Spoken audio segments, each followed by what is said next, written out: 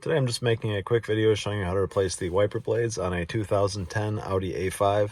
This applies for a lot of the Audis from the same time period. They all kind of use the same MMI screen from around, let's say, 08 to 2016. So all you want to do is put your key in, go down here to car, then go up to this menu, and you're going to use the rotary knob here to scroll through all of the different options, and go to windshield wipers. Just push it down and then go into service position by pushing it again, rotating the knob, hitting select.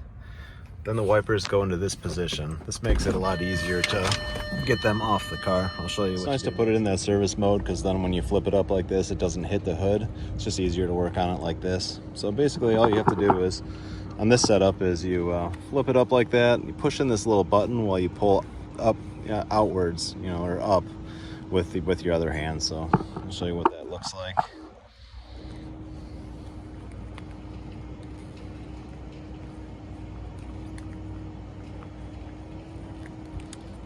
Actually usually doesn't fight this hard, but because I'm making a video, it is.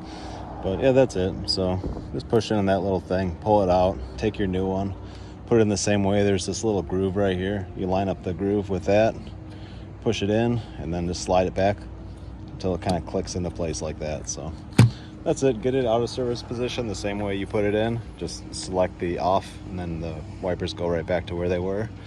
And that's it. Thanks for watching.